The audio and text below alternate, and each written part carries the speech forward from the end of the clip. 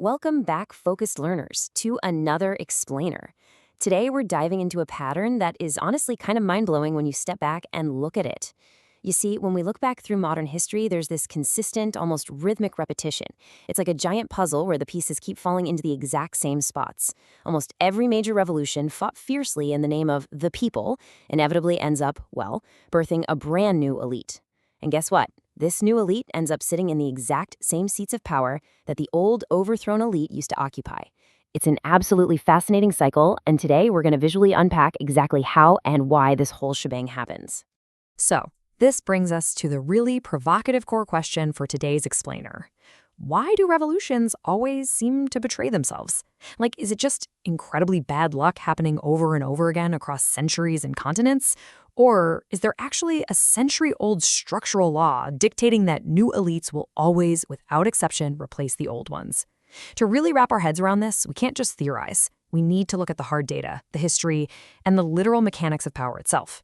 We're going to look at 3 distinct historical eras to see this exact pattern in action. Okay, let's dive right into this with our first historical proof point. Section 1, France, from liberty to emperor.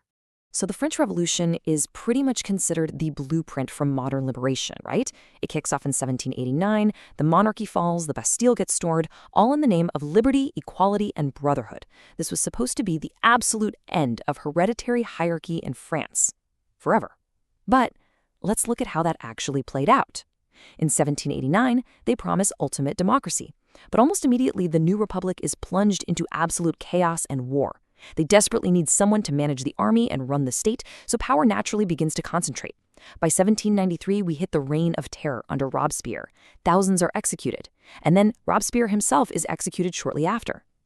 Then, power concentrates even further into a smaller executive body called the Directory in 1795. And finally, stepping into this endless vacuum of constant crisis is a wildly popular general.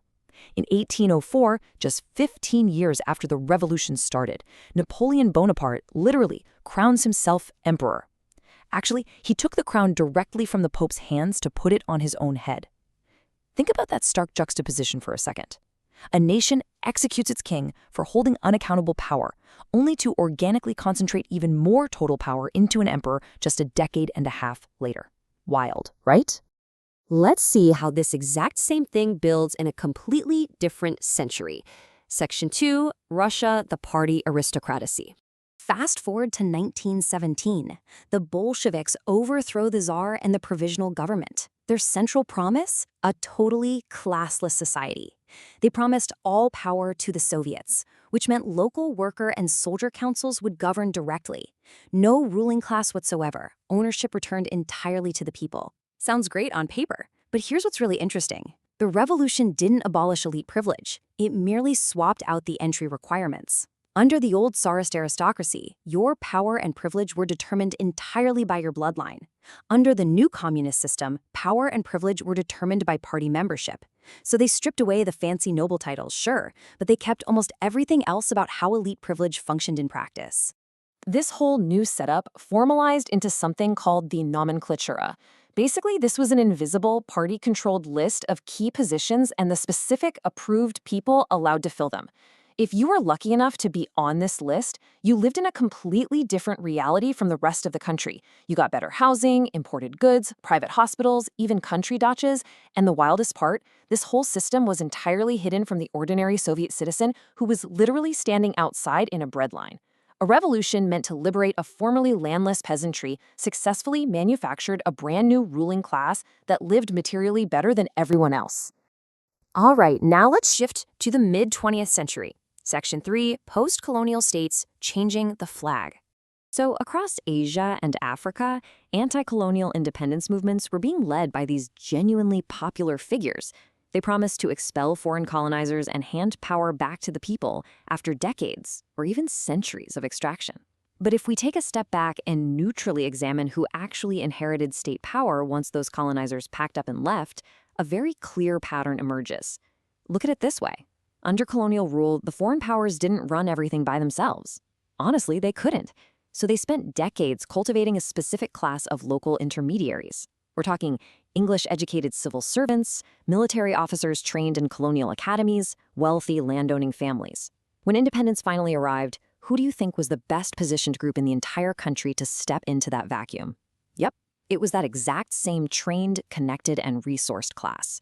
The top layer of foreign colonizers was peeled away, but the layer immediately beneath them simply moved up one step.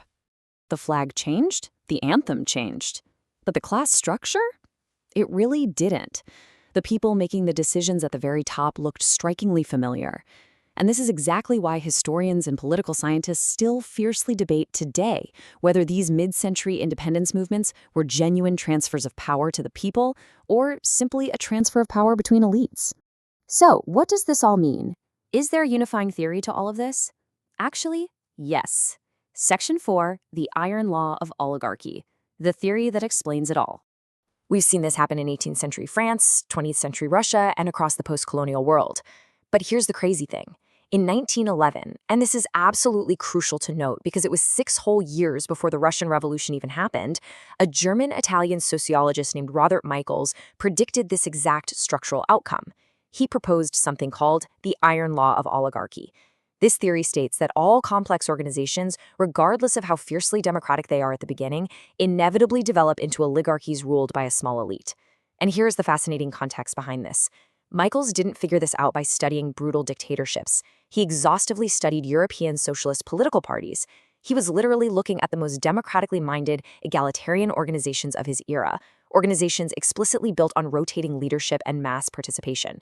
And even there, he found they still concentrated real power into the hands of a small permanent leadership class. Michels summed up his findings with this chilling conclusion. Whoever says organization says oligarchy. I really want to emphasize this heavily for you guys. Michels' argument was entirely structural. It wasn't a moral judgment. He wasn't sitting there saying, oh, leaders are secretly evil or corrupt people. He was just saying that the basic math of human organization practically demands this outcome. The organization itself creates the oligarchy. But I cannot share Michels' theory with you without also sharing this incredibly dark historical irony. The very sociologist who brilliantly diagnosed how democratic mass movements curdle into unaccountable elite rule didn't just observe this from some ivory tower. In 1924, Robert Michels voluntarily joined Benito Mussolini's National Fascist Party. I mean, no way, right? The man who literally wrote the Iron Law ended his life voluntarily living inside exactly the kind of concentrated, unaccountable, authoritarian regime his own theory had warned the world about.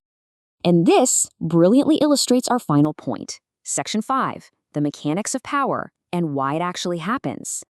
We really need to look under the hood at the actual mechanics of power to understand why this law functions so objectively across all eras, regardless of who's in charge. Let's logically step through this pipeline, stripping away all the specific history. Step 1. A revolution cannot win on pure vibes, right? It needs immense organization, armies, propaganda, complex logistics. Step 2. That massive level of organization requires specialized experts who know how to run complex systems. Step 3. Because of their crucial roles, those specialists naturally accumulate disproportionate control over resources, communication, and information. And finally, step 4, once the old regime falls, those specialists are literally the only people in the country with the practical capability to run a state. So they become the new government, the new ruling elite, almost by default. It's not some grand, shadowy conspiracy, it's just practical necessity. Let me connect the dots for you here. The structural incentives take over entirely. Think about it. The exact tools you need to seize power during a revolution, controlling the military, dominating communications, deciding who gets what resources, are the exact same tools that allow you to hold on to that power indefinitely once you win. Now, the ideology of the revolutionaries at the start, it's usually deeply, deeply sincere. But the structural incentives that kick in afterward, they simply do not care what your original ideology was. So I want to leave you with this really provocative thought to ponder today. If the Iron Law of Oligarchy is really this consistent, from the French emperor to the Soviet nomenclatura to post-colonial state structures and even to Robert Michels' own life choices, is genuine, lasting egalitarian revolution even structurally possible? Or is every revolution, at the end of the day, just a changing of the guard, dressed up in the beautiful language of liberation? Keep exploring these mechanics, keep questioning the structures around you, and as always, thank you so much for joining us for this explainer today.